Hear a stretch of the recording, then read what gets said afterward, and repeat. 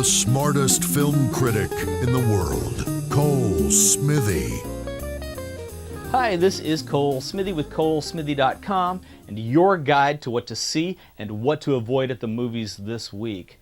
Baz Luhrmann's bastardization of F. Scott Fitzgerald's novel is a demeaning travesty. This film is a sin against cinema and literature of cataclysmic proportions. Mr. Gatsby, I'd like to know. Exactly who are you, anyhow? Toxic rather than intoxicating, the movie breaks a fundamental rule of modern dramatic delivery by using a presentational rather than representational style that sends its audience into an exasperating spiral. The movie never so much as dips its slimy toe into the more sophisticated representational mode of storytelling that audiences should and do expect from a drama, no matter how fetishized it might be. All flash and artifice, there isn't a cubic centimeter of narrative space for the story to breathe, much less resonate. Nuance and subtext are slapped away in favor of a vulgar approach to exposition. Characters don't express themselves. They defile all they touch or desire. This isn't about Baz Luhrmann not staying true to F. Scott Fitzgerald's seminal work of American literature.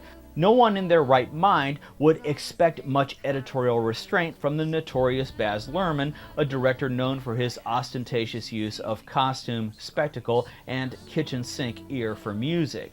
This is about a filmmaker so blind to narrative integrity that his taste level sinks before your eyes. There isn't a mistake of dialogue, composition, musical scoring, direction, lighting, costume, or plotting that Luhrmann fails to make. Baz Luhrmann's Great Gatsby provides a textbook laundry list of everything to avoid when adapting a novel. Any novel. Luhrmann's script, co-written with his usual collaborator Craig Pearce, turns character traits into intolerable distractions. Gatsby's affectation of calling men old sport turns into a drinking game made worse by DiCaprio's bizarre enunciation, which turns the phrase into old spore. My life has got to be like this. It's got to keep going on. As humorous as it might sound to hear Gatsby repetitively refer to acquaintances as some form of ancient bacterium, the joke misfires disastrously. The usually reliable Leonardo DiCaprio gives an unwatchable performance thanks to Luhrmann's misdirection, which turns every other character in the story into a faceless, disposable bauble. Even if rising star Garrett Hedlund had been better cast in the role of Gatsby and Michelle Williams more suitably as Daisy, the talented actors would doubtlessly still have been just as hamstrung to deliver effective portrayals under Luhrmann's ill-suited direction. Anyone who has read Fitzgerald's book or watched Jack Clayton's film version starring Robert Redford will be staggered by Luhrmann's knee-jerk tendency to alter the story in ways that diminish key elements. Luhrmann gives away the farm relating to Gatsby's mysterious past. The joys of discovering and guessing at Gatsby's carefully guarded secrets are squandered in manufactured flashback sequences not in the book. Moreover, DiCaprio's Jay Gatsby lets all of his insecurities and lies show at precisely the moment when Fitzgerald's character would tighten up.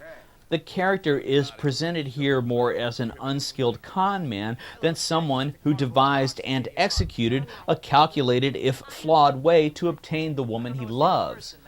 Luhrmann's faulty instincts fumble every significant plot element he touches. A violently intimate scene in the book in which a key male character publicly breaks his mistress's nose is transmogrified into a slap shown in a throwaway long shot. No aftermath of the troubling event follows as it does in the book. One emblematic faux pas that Luhrmann makes is the way he furnishes Gatsby's mansion. Every nook and cranny is covered in museum-quality pieces of art or antiques. In Clayton's 1974 film version, Gatsby leaves the public spaces of his mansion in a blank state, ostensibly to allow for Daisy's womanly touch when he is able to make his romantic dream of possessing her a reality. The comparison shows exactly how leaving certain narrative aspects open allows an audience to engage with and interpret the story at hand. You can't repeat the past. Can't repeat the past.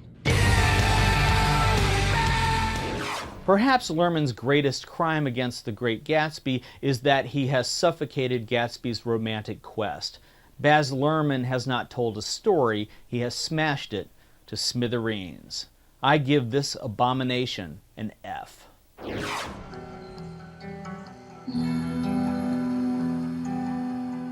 La malade que vous allez voir aujourd'hui.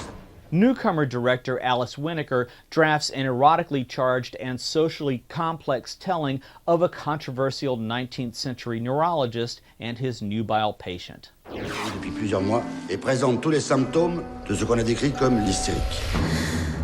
Set in 1885 France, the film eloquently questions feminist independence in a male-dominated medical system operating under repressive mores. Based on a true story, the film opens with kitchen servant Augustine, tempestuously played by French pop star Soko, suffering an unexplained seizure in the presence of her employers and their house guests during a dinner. The strange convulsion leaves her unable to open her left eye. De qui parlez-vous? De la nouvelle malade de votre mari. Once placed in the prison-like environment of Paris's Salpêtrière psychiatric hospital, Augustine vies with other patients for the attention of Dr. Charcot, played by Vincent Lindon, whose charismatic bearing promises to cure Augustine. Dr. Charcot employs hypnotism to treat Augustine, but her symptoms shift during another seizure. Her eye opens, but she becomes partially paralyzed in one arm. The filmmaker leaves the film's themes up for interpretation. One analysis suggests that Augustine reaches a subconsciously influenced psychological crisis regarding her initiation to womanhood through sexual experience. Contrarié.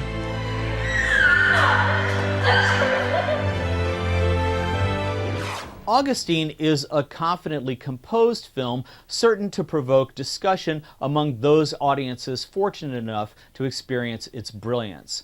I give this memorable French period drama a B+. My sleeper pick is Noah Baumbach's Frances Ha, and my guilty pleasure pick is Fast and Furious 6. My must-have DVDs are The Rabbi's Cat from New Video Group, Wagner and Me from First Run Features, and Of Two Minds from Docurama.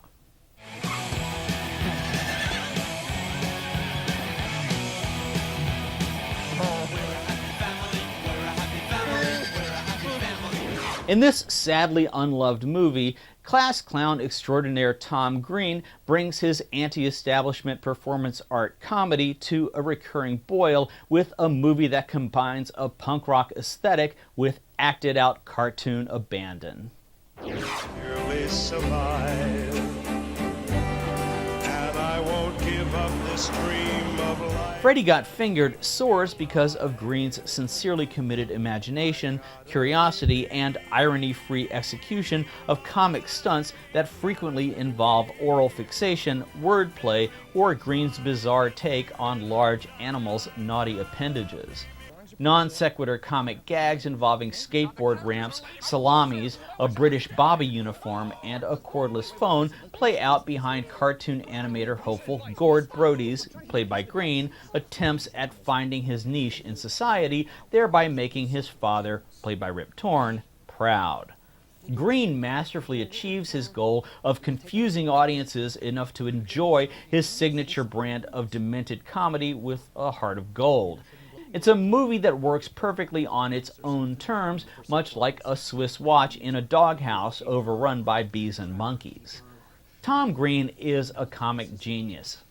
Audiences familiar with his MTV show know the twisted magic that pops out the lanky prankster with unrelenting regularity. As director, Green layers songs from punk music standard bearers, the New York Dolls and the Sex Pistols, to fuel his irreverent vision while subtly commenting on the scene at hand. The Pistols' song Problems becomes an opening power chord statement for the movie as Gord skateboards through a shopping mall while being chased by irate security guards. Gord pulls off a few skating flourishes to show mocking grace under pressure before catching up with his parents, who are waiting to see their boy off to Los Angeles to pitch his cartoon ideas and make something of his life. Dad and Mom surprise Gord with a blue convertible LeBaron that instantly becomes an award of favoritism that the 28-year-old Gord flaunts over his 25-year-old brother Freddie. Freddie is as straight-laced and dull as Gord is unpredictable and wild.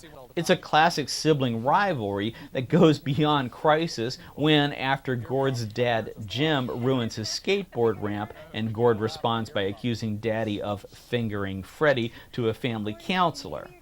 In this way, Gord pits authority on itself and wins a victory over his brown-nosing brother and his overbearing father. Sure, it's a last-ditch mean-as-snake-spit thing to do, but Gord seizes the opportunity like the underestimated no-holds-barred man-boy that he is. Gord doesn't want to be taken seriously.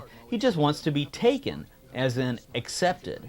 The character that the movie turns on is Gord's adorable love interest Betty, played by Marissa Coghlan, a paraplegic nymphomaniac who also happens to be an amateur rocket scientist. Betty can't get enough of having Gord cane her lifeless legs or letting her give him oral sex. It's through Betty's bottomless inspiration that Gord is able to turn his personality crisis into a successful career as an animator and finally reconcile the differences he has with his dad. What's important is Tom Green's priceless comic delivery, quick to the mark timing, and daredevil sense of humor.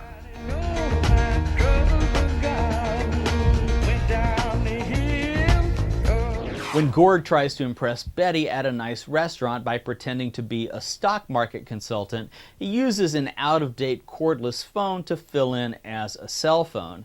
Gord's haiku rendition of the stock market is in a league of its own.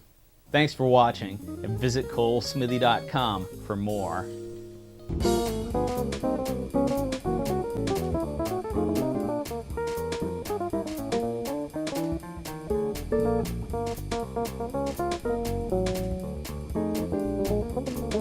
Thank you.